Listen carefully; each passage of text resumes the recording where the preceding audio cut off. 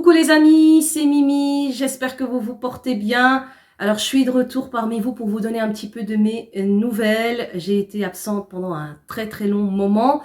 Alors comme je vous l'avais dit, on a été touché par un décès et j'ai eu beaucoup de questions par rapport aussi à Majid. Comment est-ce qu'il a fait pour pouvoir voyager?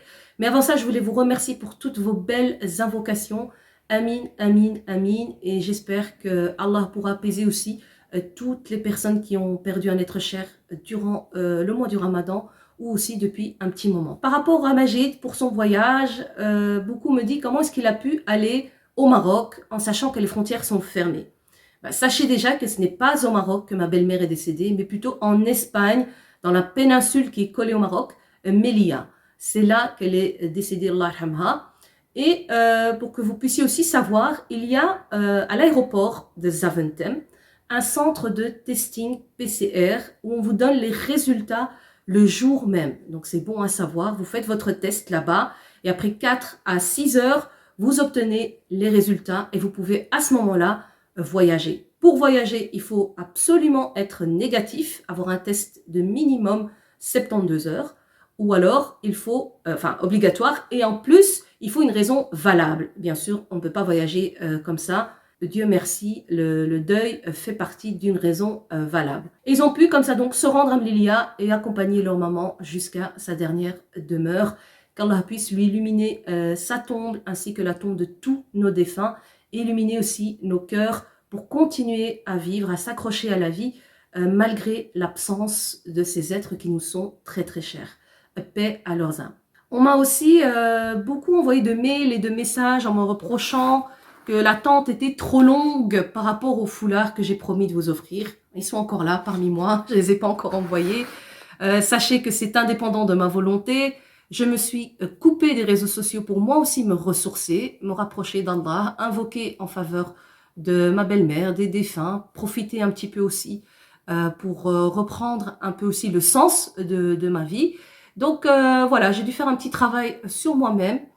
Et alhamdoulilah, ça m'a fait beaucoup de bien. Et en même temps, on a été contaminé, moi et Majid, en revenant de Melilla. Il a été contaminé lui-même par la Covid.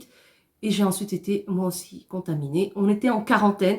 J'étais KO. Je le suis d'ailleurs encore. Je suis toute pâle et fatiguée. Vraiment, je suis fatiguée. Mon corps est épuisé. Je n'ai pas jeûné pendant cette période de Covid parce que je me sentais trop faible. Et j'ai donc mangé pour avoir un peu de force. Malgré que j'étais KO. Alhamdoulilah, je suis de nouveau opérationnelle. Je vais petit à petit reprendre mon chemin, mes vidéos YouTube, reprendre mon programme avec vous. J'avais plein de plans pendant ce Ramadan, mais voilà, Allah avait des plans différents pour nous et on se doit d'accepter sa destinée. Allahumma likal hamd, voilà. Les foulards vous seront envoyés, j'espère, cette semaine. Je dois encore vider les boîtes, mettre dans des enveloppes pour faciliter l'envoi par la poste. Mais sachez que je ne vous ai pas oublié et chose promise, chose due. Je vais bien sûr tenir ma parole jusqu'au bout.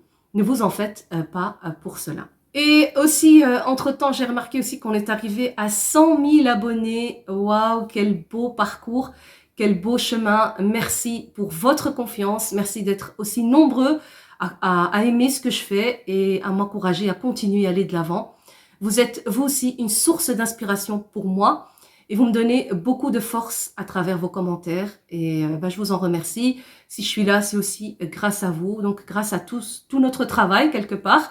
Vos commentaires, c'est aussi du boulot. Voilà, je vous remercie. Je reviens vraiment tout doucement. J'essaye de faire le plein d'énergie pour revenir comme d'habitude. Pour ce qui est de la cure cétogène aussi, beaucoup me demandent où j'en suis. Je suis toujours au même stade, je suis donc stable depuis un petit moment, je ne perds pas de poids. Je suis arrivée au palier où je ne prends pas, je ne perds pas, mais je continue ma cure, il n'y a rien qui change malgré les émotions et les épreuves de la vie.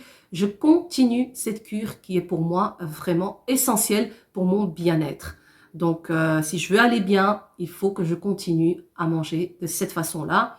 Donc la cure cétogène. Voilà, j'essaierai de vous filmer quelques recettes avant la fin du Ramadan. Il ne nous reste plus que 10 jours, c'est incroyable, il est parti, il est passé comme une flèche, comme on dit.